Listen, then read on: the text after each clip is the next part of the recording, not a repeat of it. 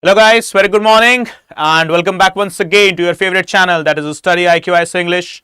I'm your educator Praveen Mishra and we are going to begin today's session, that is the Hindu analysis, date being 6th of May 2025, right?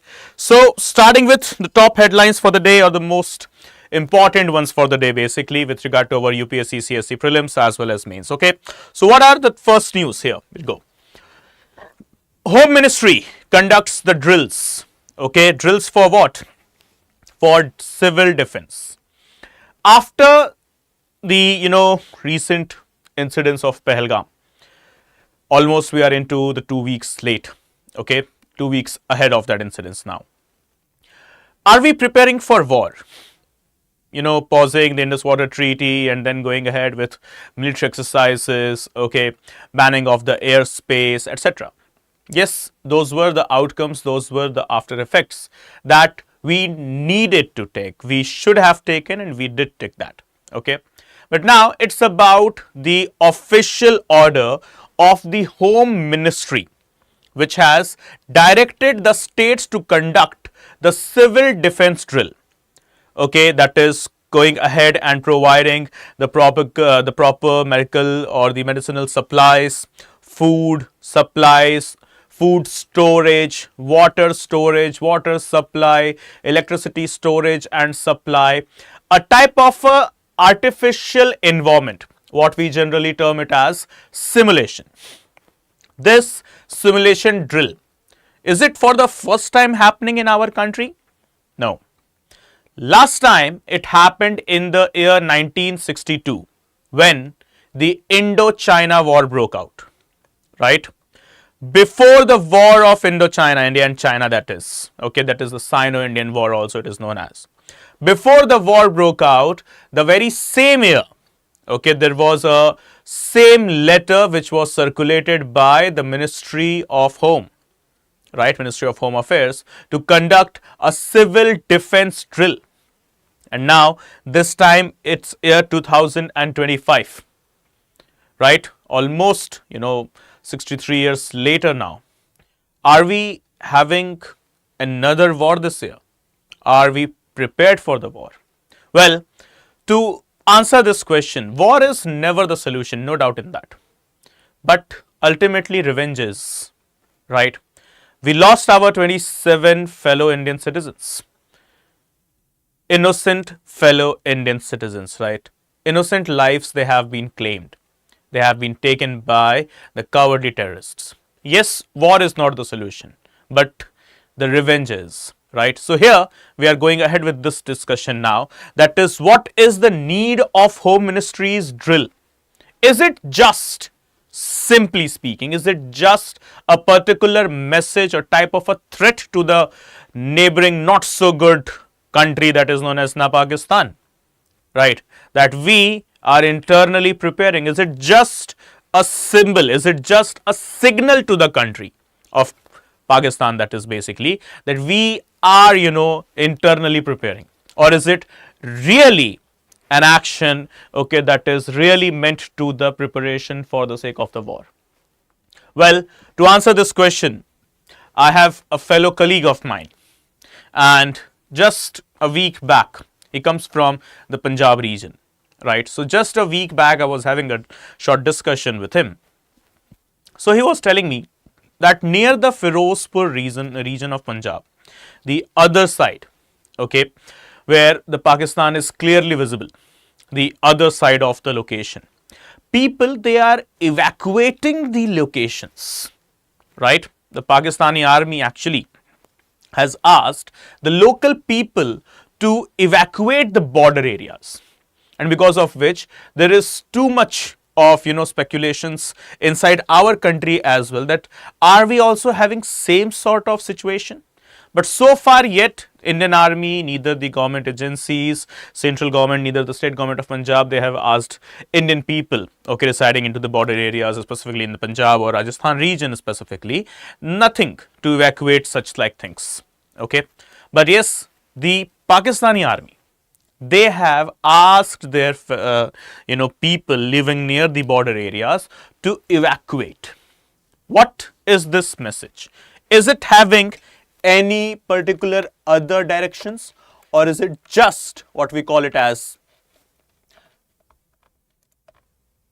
okay, just what we call it as, preparations or type of a precautionary measures? So the correct answer is yet to be, just to be discovered. But yes, as of now, too many of the speculations. But yes, the fact is, we are preparing for war. Okay, don't know war will happen or not, but this is all what. This is simply the explanation, right? So now, last time, remember, it was in the 1962, and this time such an order, it has come only in the year 2025, okay, to go ahead and conduct such type of practices. Okay, let's see what this news is, okay, how much things will go ahead with such type of events, and will there be really a war or not. But yes, guys, to answer this question, please don't go on rumors. Literally avoid rumors. Okay. If there is a situation of war, okay, you will be given the direct information. Okay. There are people, people are today, these days, like very free. And so they are intended to have, promote the fake news, fake narratives, fake information. So please refrain from any such fake news, fake information. If there is any such situation of contention or conflagration or a war, okay, the government will directly inform to each and every one of us. Okay, so please do not go on to the gossips or to the rumors. Okay, so here we go to the next topic for the day. It's about the probe panel which has filed its report on the discovery of half-burnt cash inside the judge. What is the name? Justice Yashwant Verma. Okay. A person who has been, in mid of the good questions that, Mr. Judge, are you corrupt? Right? How crores and crores rupees of currency was at your place? And why was it burning as well? Well, the answer is not yet given by Justice Verma. Okay, Mr. Yashwant Verma is it is, he's yet to provide such answers. Well, he has refrained very, smartly and dodged the questions very smartly. Okay, never attended any, media, never attended any press conference, neither gave any statement over the video messages or any written statement to the public. When you are silent on these things, okay, the silence speaks louder than voice. If you would have been not a corrupt personality, you wouldn't have been silent on this thing. Though I'm not being judge, I'm not trying to give any judgment. I'm just presenting what the facts they are presently. Okay, at the official residence, crores and crores of cash, and which was burning. Okay, this is huge question, and yes, Mr. Yashwant Verma needs to answer this, and for which Supreme Court conducted an internal inquiry. Remember, no such removal motion has been initiated yet. A big question mark to the Indian judiciary.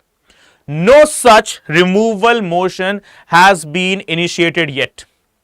Okay, think of it, if any such incidents would have happened inside the house or official residence of a civil servant who is not part of judiciary, part of civil services.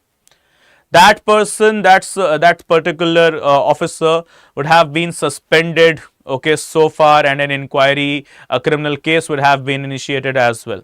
But yet, 22nd of March, this news, okay, it flared up. From here, we are into the date 6th of May, 1.5 months and above. And still, no official report has been filed yet against Justice Yashwant Verma. You know what? Even burning or destroying the currency is even an illegal act as per the Indian Coinage Act. Right? Even if you are burning the currency, that is also, let's say you are not corrupt, that money belongs to you. That's also fine. But even when you are burning the currency as per the Indian Coinage Act, this is also an illegal offense. Okay, so far what has been done yet? Okay, just an internal inquiry had been established for which, okay, the inquiry committee had submitted its report just yesterday. Okay, and now the concern here is what are the features of the inquiry committee report? What is basically the report?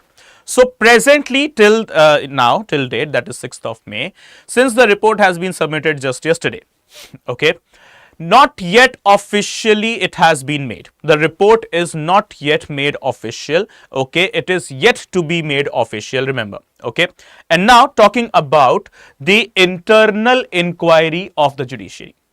Okay, how this internal inquiry thing works, how much logical it is. Okay, so as we can see here, the internal inquiry, or we call it simply as in-house inquiry. Okay, the Supreme Court introduced this concept in the year 1999.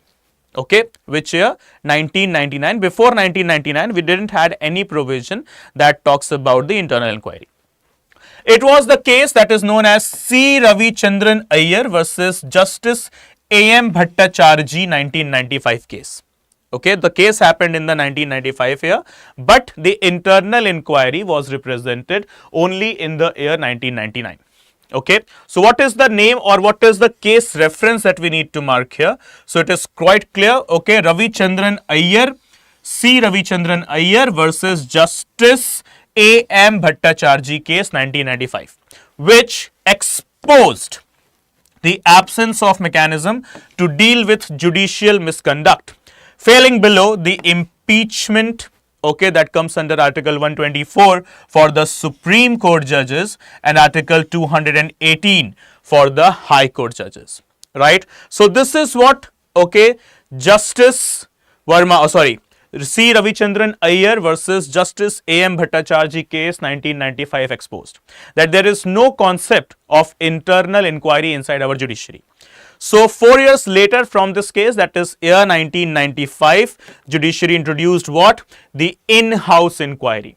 And make no mistake, Justice Yashwant Verma, who should have been immediately suspended from the services, okay, should have been, taken into the custody first of all, was honorably transferred to another high court. He took oath there and he is currently serving there as well, right? Welcome. Next, the in-house inquiry process begins when a complaint against a judge, when this procedure or process can start. So basically it can start only when a complaint against a judge is received by either of the following. What are they? Either by the Chief Justice of India. If not Chief Justice of India, then by High Court Chief Justice or by to the President. Let's say there is a judge, let's say Justice Yashwant Verma only is the judge, and a particular case has been highlighted. So who can go ahead and induct the internal inquiry? So it will be the judiciary only, obviously, but who can be the person to whom I can submit my complaint against the judge? So it could be 3 people only. Firstly, it could be the Honorable Chief Justice of India. Secondly, it could be the Chief Justice of any High Court. If not any of them, then it could be the Honorable President of India only, to whom I can go ahead and submit the complaint against a sitting judge. And yes, one thing that needs to be highlighted, it needs not originate, as you can see, it need not originate in the parliament. Okay, it can only initiate in the judicial organ and not inside parliament. If found credible, the CJI may ask the concerned High Court Chief Justice to conduct a preliminary inquiry, and this is what has happened into the Justice Yashwant Verma case.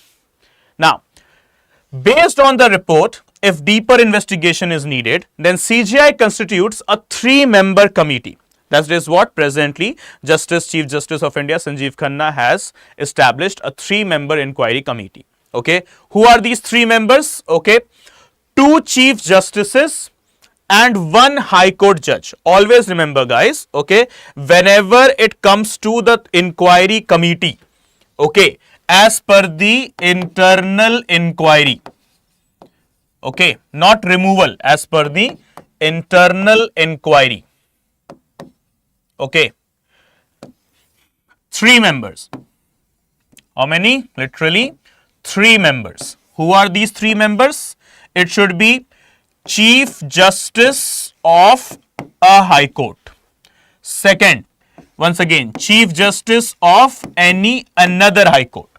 And then there should be the Judge of High Court. Okay. So as you can see, there is no further involvement of the Supreme Court judges. There is no further involvement of any Supreme Court judges. So Chief Justice of High Court, Chief Justice of another High Court, and a judge of the Supreme Court. So this is all what? Okay, 2 Chief Justice and 1 High Court judge only. They will be there for the inquiry if the further investigation is needed, as per the internal inquiry system of judiciary that came into existence in 1999 through the case of 1995, that is C. Ravichandran Iyer versus Justice A. M. Bhattacharjee. Okay.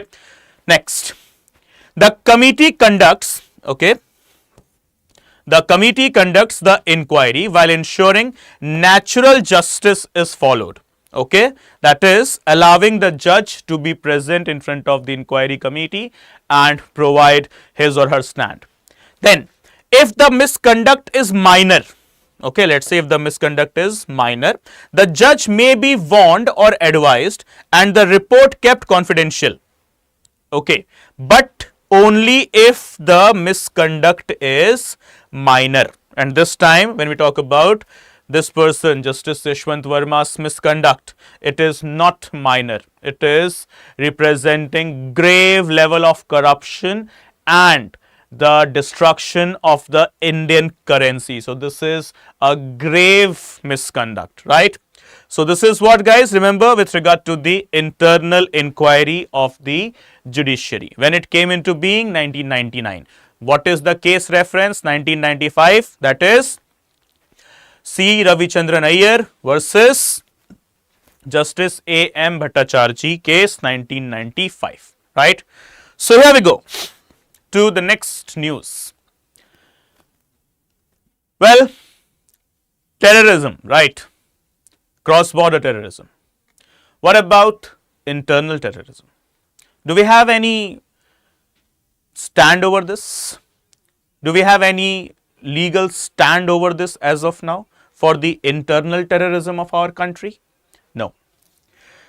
What do we generally quote it as? Naxalism, extremism, something like that, right? But why is this Naxalism still surviving? We are into the 21st century. Okay, Naxalism, when it started by the time period of 1960s, okay, not much growth and development was there. Okay, people were being suppressed due to the huge level of zamindari, etc., etc. Okay, peasants exploitation, farmers exploitation was there. Caste-based discrimination was there. Yes, that's absolutely true. What about 2025? We are India 2.0, right, in the 21st century. The top 5 economy, 5th largest economy of the world, 3rd largest growing market of the world. Okay, we are touching the GDP mark of nearly 4 trillion, the overall economy mark of $4 trillion. GDP growth rate 7% touching, okay, 6 to 7% we hover between that. Then apart from that, we have got good defense machinery, we have got strong and independent judiciary, a powerful union government, right? But still, why all of these things are here? Lack of their needs. No, not lack of their needs. Not just lack of the needs. We are way ahead of it. See, rights are good, but only rights without duties are lethal for the nation. And here is the problem. What we are watching this news is about a community living inside the Balaghat region of Madhya Pradesh, one of the largest tribal groups of this world, Gond or Gondi community. Yeah, you heard that correct. One of the largest tribal group of this whole world, not India, Asia, no, whole globe. Okay, what is that? A tribe with very rich heritage, very fantastic customs and traditions, the Gond or the Gondis. Specifically the regions of Andhra, Telangana, Maharashtra, Rajasthan and Madhya Pradesh. We can find such tribes. Okay. As per the official data of the Home Ministry, the Balaghat region, which was recently changed with the tag. Earlier, it was the region which was considered by the Ministry of Home Affairs as one of the areas which was most affected. Okay, as it was an area which was most affected. As you can see here, this is what, okay, last month removed the Union Home Ministry's list of districts in the most affected zone. Okay, if you can see this line, everyone. Okay, so Union Home Ministry removed Balaghat region from the most affected district list and notified it as a district of concern. Okay, this is what the Union Home Ministry has done. Okay, because of left-wing extremism, that is basically the Naxalism, what we simply call it. Okay, many of the areas in India, okay, from northeast to the north to south, southwest, northwest, everywhere, we have tagged these areas, okay, where we consider that these are the areas which comes into the red belt. That is, too much of extremism is here. Okay, too much of Naxalism is existing here, right? So these areas, they are tagged as what? These areas are tagged as most affected. Just the previous month, that is in the month of April, Home Ministry removed Balaghat from the most affected status, okay, of areas to the district of concern. And now what has happened? A family, okay, which was coming out of a function, okay, the people of the Gond community, okay, they were coming out of a function, and it was the night of April 23 when this particular incident happened. Okay, when 4 girls, okay, as you can see the data, 4 girls and a woman aged between 7 and 20, they were brutally assaulted and gang raped. Okay, this is what has happened on the night of April 23, okay, around 1:30 a.m. as per the report. Okay, where into the region of Balaghat, okay, Madhya Pradesh. So far, okay, so far the case has been registered with the police, okay, FIR has been registered as well, and yes, all credit goes to the courage of the family as well as the response of the police. They have registered the case under the POCSO, that is prevention or protection, actually, Protection of Children from Sexual Offences Act, right, that came into the year 2013 after the Nirbhaya case, right. So though it has not direct relation with the Nirbhaya case, but yeah, it came into the year 2013. Okay, so when we talk about the POCSO, right, it protects the children as in those who are aged below 18. As per the definition of POCSO, the definition of POCSO, the child is defined any person, male, female or the third gender even, below 18 years. Okay, that is what is child. But when we talk about the constitutional provisions, so Constitution identified it as Constitution identified it as the 14 years. Okay, amended, it's 2012. Okay, amended in 2019. Okay, hold on dear. Fine. So, POCSO, okay, to correct it, 2012, amended in 2019, fine, very good. So, when we talk about the definition of child here, okay, as per the constitutional norms. So, constitution identifies child as a person whatsoever, okay, male, female, third gender, as a person aged between below 14 actually. But when we talk about the POCSO, so POCSO has enhanced the age, okay, has upgraded the age variation, that is any person, male, female, third gender, whatsoever, okay, below 18 or below, as a person who is considered to be child or basically a juvenile as well, right? So here what is the concept? 4 girls and a woman, and they were all aged between what? 7, and there was just one adult person who was aged 20. And this is where, you know, it is still a concern for us. It is a still huge level of concern for us. That is this particular incidence or is this particular crime, it is just simply the mental disturbances of the culprits, or it is also focusing towards the presence of extremism or Naxalism there? And secondly, is it also a question to the social fabric? Is it also a crime that is related to the caste? Well, there is no such answer that has been given yet, and we wish, okay, that no such answer comes into the affirmative zone, right?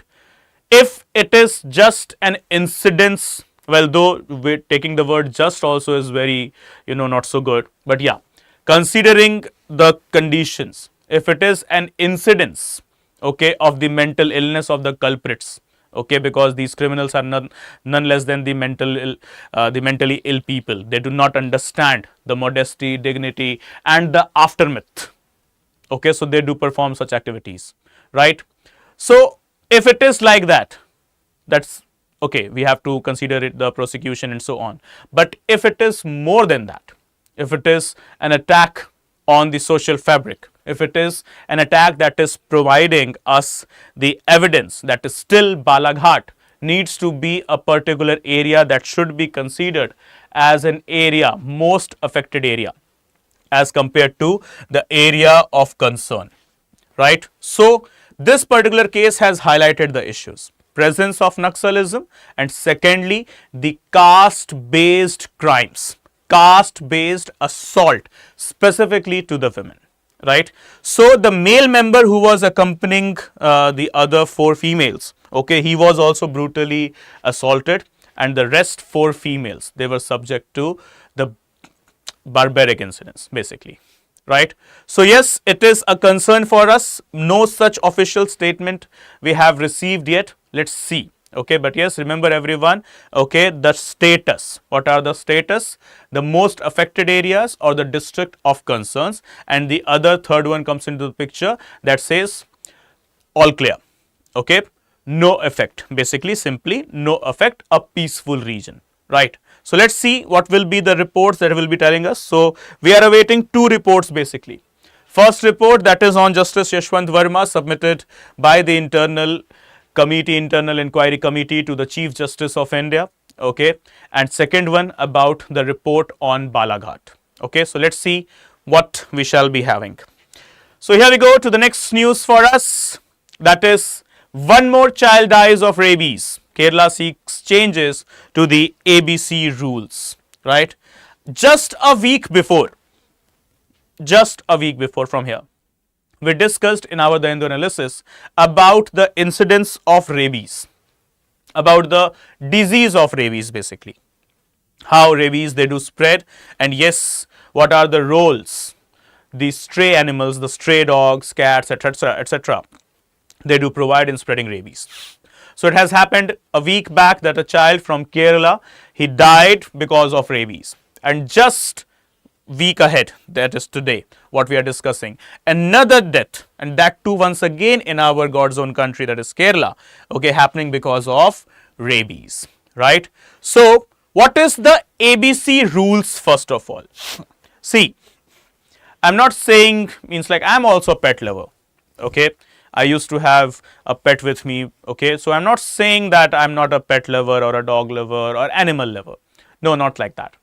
Just the thing is, we need to have the distinction between man and animal. Okay, humans and animals. They are two different species that needs two different habitats, two different niches, two different type of treatments, right? So here comes the concern with regard to the stray dogs, and for which we have got some rules that is known as ABC rules, as in simply animal birth control rules, okay, that came into being in the year 2023. Okay, what are these ABC rules? As we can see, so they are a set of regulations established by whom? Established by central government in India to manage stray dog population. Okay, obviously we know that sometimes these stray dogs, they create havoc, they create big menace. I'm not against animals, guys. I'm not saying, okay, stray dogs are not good. Okay, that's fine. There are dogs, there are also, lives that needs to be respected and feeded. But sometimes there happens the havoc or the menace because of the stray dogs. And, life is life, whether a human life or the animal life. They both should be respected equally with dignity and honor. Right. So here for that we have got the stray dog population control rules, that is known as ABC, or the Animal Birth Control Rules 2023. Okay, so it is for the sake of dogs as well as it looks for the cats. Okay, so it aims to ensure that stray dogs are sterilized, firstly. Secondly, they are vaccinated and they returned to their original locations, that is from where they do have taken from for the sake of vaccination and sterilization. So this is what central government has initiated in the year 2023, that is ABC rules, right? And what are these ABC rules? That is basically animal birth control rules. Okay, it is with regard to the stray dogs, okay, taking care of their sterilization as well as vaccination. Okay, so these are the things that are to be done by the authorities, and then let the dogs, okay, go from where they have been taken, that is returning to their original location as well is one of the feature of the ABC rules. So the rules also address rabies prevention, conflict resolution between humans and stray dogs, and the responsibilities of local authorities, panchayats, municipalities and local administration, along with the animal welfare organizations. So this is what as per the ABC rules we have got. Okay, as simple as that. Who initiated it? Central government. What is the time period? 2023. What are the features? Vaccination, sterilization, and then sending them back from where they were taken. Okay, and yes, the local authorities needs to take the action as per the ABC rules. Okay, so it has got some more features, as in sterilization and immunization, and apart from that, no relocation. Remember the most important guidelines, that their location shouldn't be changed, their habitat should not be hampered, where they come from. So let's say, for example, as a local authority, I have taken 10 dogs, okay, from a particular place, location, that is X, for the sake of their sterilization and vaccination. So now it is my responsibility only to leave back those 10 dogs from the particular location from there I have grabbed them, that is location X only. It's not like that after vaccination and sterilization I can send them to any other location Y, Z, A, B. No, nothing like that. Okay, if I have taken them from X location, so I will have to leave them to that X location only. So that is basically no relocation.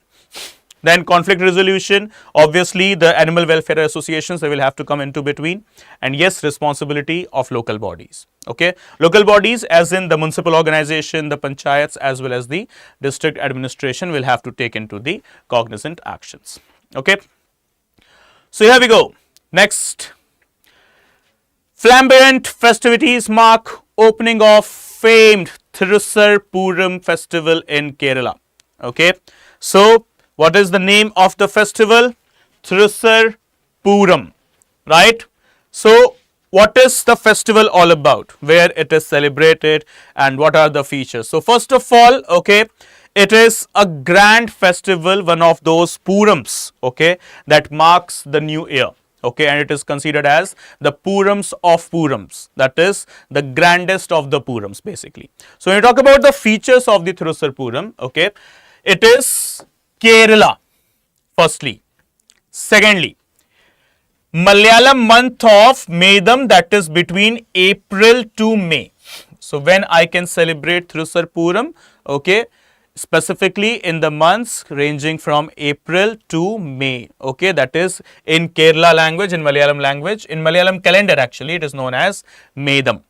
Who started it? It was started by Raja Rama Varma, famously known as Sankathan Thampuran, okay. Raja Ramavarma, also famously known as what? Sankathan Thampuran, okay, who was the Maharaja of Cochin between 1790 to 1805, okay. And what is the most striking feature, the highlight of the festival? It is the majestic elephants adorned in traditional attire and traditional orchestra music, okay.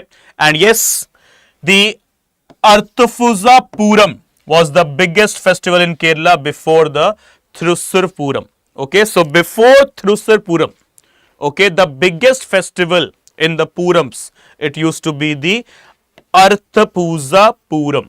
Okay, but it was Raja Ramavarma, okay, Maharaja of Cochin, who initiated this as a more grand festival. So you can see more than 200 years plus it has been now since we are celebrating Thrusur Puram festival, okay, where inside once again God's own country, Kerala, or Keralam in local language, right? So here we go. Next news. Post Indus Treaty hold, India resorts to untimely release of water from J&K dams on Chenab River, okay, a river. Can we pause the treaty? Yes, as per the conventions of the Indus Water Treaty of 1960, you cannot step out of the treaty, but yes, you can clearly pause the treaty, okay.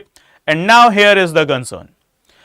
What we are doing is just we are releasing the untimely rivers, untimely water into the Chenab River specifically. Remember guys, as per the IWT, that is the Indus Water Treaty, all the west flowing, that is the three rivers, Indus, Chenab and Jhelum, they are to be given for the absolute use of Pakistan only.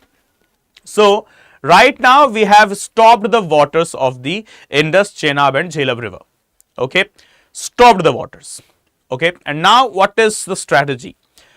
Untimely release. It's not about releasing on a fixed time, any time, making Pakistan taste its own medicine, right? So initially the drought and now the floods. This is what Pakistan is having, okay, or Garo attack. Next, once again it is Japan. Japan, as per the previous news what we shared, okay, 3 days back around, I guess Friday or Saturday basically, where the Japanese foreign minister, okay, gave the direct message to India, that is in case of any conflict, in case of any war against terrorism, Japan stands with India. Japan being one of the partners of India in G20, the partner into the regional group that is known as Quad, and apart from that, India's initiative of International Solar Alliance of 2015. Apart from France, Japan was one of those countries which joined the alliance without any questions, as well as Japan has ratified it as well inside its government. Okay, so once again, what is that? Japan offers full support to India in the wake of J&K attack and condemns the terrorism. Okay, so this is what now officially Japan has sent the message to us. Okay, that in case of any support you need, this is what you can see the image. Defense Minister Rajnath Singh with his Japanese counterpart Jen Naktani, okay, at the Manekshaw Center in New Delhi on Monday.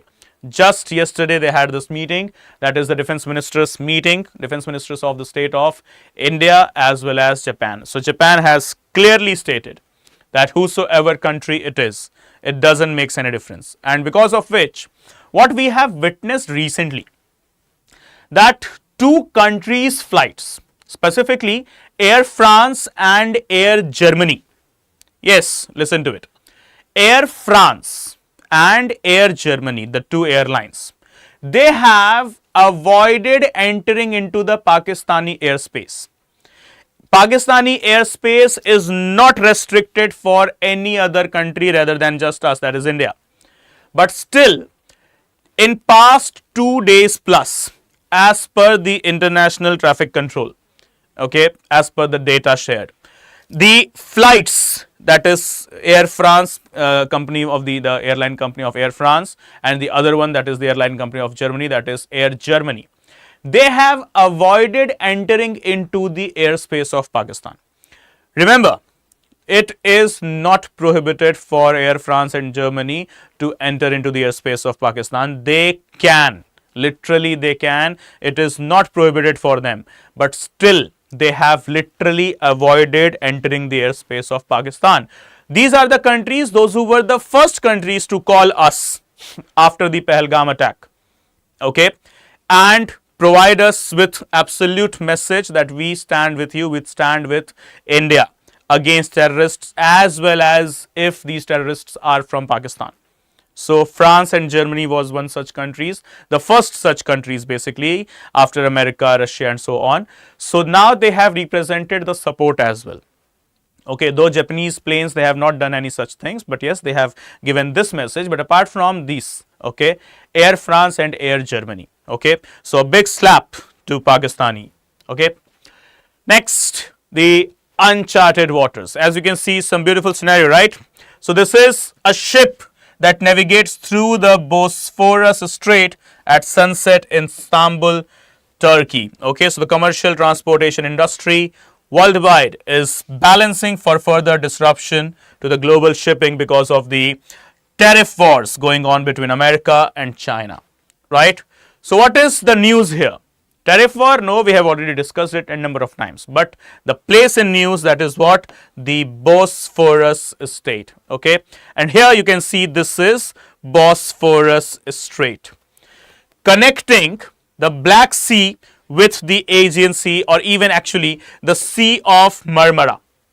Okay, so this is what? The Sea of Marmara, okay, connecting two water bodies, that is a strait, and here is got, here what we have got, the Bosphorus Strait, exactly between the countries of Turkey and Bulgaria. So guys, please mark the location, okay, Bosphorus Strait, exactly between two countries. What are these two countries? Turkey and Bulgaria, connecting two water bodies as well. What are these two water bodies? The first one is the Black Sea, another one will be the Sea of Marmara, as what we can see. Okay, so here we go, the Bosphorus Strait, a crucial waterway in northwestern Turkey, connecting the Black Sea to the Sea of Marmara. Okay, it is a natural strait, not a man-made one, that is, and an internationally significant passage forming part of the boundary between Asia and Europe, and separates the Asian and European parts of Istanbul.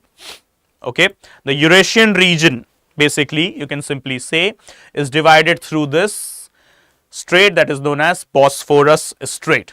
And with this, we have got a convention as well, what we call it as the Montrex Convention.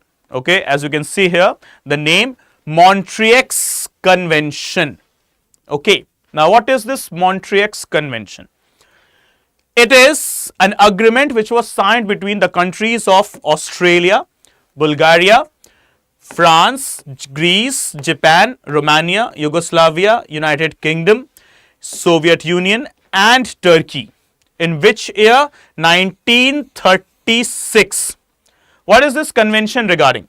It is regarding the regime of the strait, okay, that gives Turkey control over the water route between the Black Sea. So it was literally about the Turkey's dominance into the Black Sea, which is a very important sea as well for the sake of trade, right? So in order to have these countries, that is UK, Bulgaria, Australia, Yugoslavia, Soviet Union, Greece, Japan, okay, they signed a convention that is known as the Montrex Convention, that is 1936. Okay, so Russia, which has a very major navy base at Sevastopol on the Crimean Peninsula, provides it the upper hand there into the Bosphorus Strait. And however, for ships to move to and from the Mediterranean and beyond, they have to pass to two straits, that is controlled by Turkey under the Montrex Convention. It is controlled by Turkey, remember, but it is not owned by Turkey. Remember, Bosphorus Strait, it is controlled by Turkey as it falls in its territory, but it is not owned by Turkey. Okay, even Russia, as we can see, we have got a location that is known as Sevastopol. Okay, that is into the Crimean Peninsula, has got a naval base, and it is just a message to Turkey that I am near you near Crimea, I have got the base. Okay, please do not interrupt the sea route, the trade route basically. What is the name of the convention? Montrex Convention. Okay, what are the parties? Once again, Australia, Bulgaria, Romania, Greece, Japan, okay, France, Soviet Union, Turkey, Yugoslavia and England. Okay, so these are the signing parties into the Montrex Convention of 1936. Okay guys, so that brings us to a close of this session. Okay, I hope this is very much helpful for you and a good amount of validation you guys are having. Okay, so before ending the session guys, please do remember to subscribe to the StudyIQ English channel. Okay, committed with just one thing, that is providing you the quality of the content along with the quantity obviously, and just turning your dreams into reality. Okay guys, so please subscribe to the channel, and in case you wish to connect with me, so we can connect over two platforms, that is on Telegram you can search me with the username or actually the channel name, that is study_with_Praveen, right? And on Instagram you can search me with the username Praveen Mishra _2107, right? So we have got Instagram, we have got Telegram, wherever you wish to connect we can connect, and whatever your doubts are you can just ping me up and let me know how can I help you. Okay guys, so read Economic Times, some cover from economics news. There, listen, I'll tell you the news from the perspective of economics. Listen everyone. Okay, that is not always mandatory for us to discuss every day. The reason is every news from economics, okay, will be of no use once we have got the budget and the economic survey, right? So that is why I always suggest it to my students that business page, okay, of your Indian Express or the Hindu, what you are having, okay, just go through the headlines. Do not you do not have any need to enter into the depth of this news, because whatever the things are, okay, they will be they may be the same, they might not be the same as well, but because for economics we have got the economic survey and budget. So the moment next year economic survey and budget is released, okay, we shall be the persons, okay, who shall be discussing about in depth about each and every features of the survey, economic survey as well as the budget. So don't worry about the economic news guys, okay, they do not have much of the importance in our day-to-day current affairs, but yeah, if there is something very extraordinary, something that is very important, that will be here into our class. Okay, don't worry. Okay guys, so I hope I have justified your question, and thank you so much for watching once again, and please you need to hit the subscribe button. Okay guys, good day, take care, see you soon, bye bye, Jai Hind, Jai Bharat.